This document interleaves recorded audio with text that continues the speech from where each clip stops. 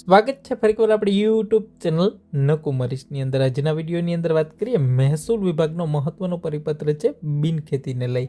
વાત કરીએ મિત્રો, સામાન્ય રીતે જ્યારે કોઈ જમીન માલિક છે પોતાની ખેતીને બિનખેતી તરીકે એટલે કે જે આપણે એને કહીએ છીએ એની અંદર ફેરવતા હોય નોન એગ્રીકલ્ચરની અંદર, બરાબર, ત્યારે સરકારે તપાસવું પડે છે કે તે વ્યક્તિ ખરેખર કાયદેસર ખેડૂત છે કે નહીં। અગાઉના નિયમ મુજબ આ ખરાઈ કરવા માટે વર્ષ 1951 સુધી એટલે કે દાયકાઓ જૂના રેકોર્ડ છે ચેક કરવામાં આવતા હતા અને જૂનો રેકોર્ડ છે મેળવવા પણ મુશ્કેલ હતા। આને કારણે એની પ્રક્રિયામાં છે ઘણો બધો વિલંબ થતો હતો મિત્રો।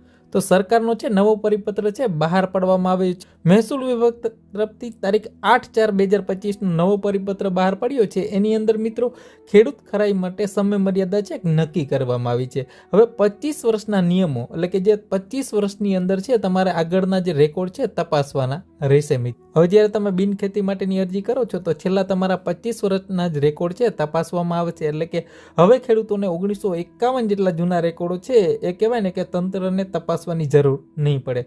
માત્ર ને માત્ર છેલ્લા 25 વર્ષના રેકોર્ડના આધારે છે ખેડૂતને જે કહેવાય ને ખરાઈ માન્ય ગણાશે। હવે આનાથી ફાયદો શું થશે તો કે વહીવટને પણ સરળતા થશે। જૂના રેકોર્ડ છે જે શોધવાની મથામણ છે એમાંથી મુક્તિ મળશે અને ઝડપથી પ્રક્રિયા બનશે, બરાબર। બિનખેતી એટલે જે એની પરવાનગી મેળવવાની જે સમય છે મર્યાદા આગળ વધતી હતી એ પણ હવે ઘટી જશે અને ખેડૂતને રાહત મળશે। 1951 સુધી જૂના પુરાવા છે મેળવવામાં જે તે મુશ્કેલ પડતી હતી એ હવે નહીં પડે। એટલે કે સરકાર તરફથી એક સરસ મજાનો કહેવાય ને કે મહેસૂલ વિભાગ તરફથી તારીખ 8/4/2025 પરિપત્ર છે બહાર પાડવામાં આવેલો છે। હવે છેલ્લા 25 વર્ષના રેકોર્ડ જોઈએ અને બિનખેતી માટે જે પરવાનગી આપવામાં આવશે મિત્રો। તો આ વિડીયોને તમારા મેક્સિમમ મિત્રો સુધી શેર કરશો।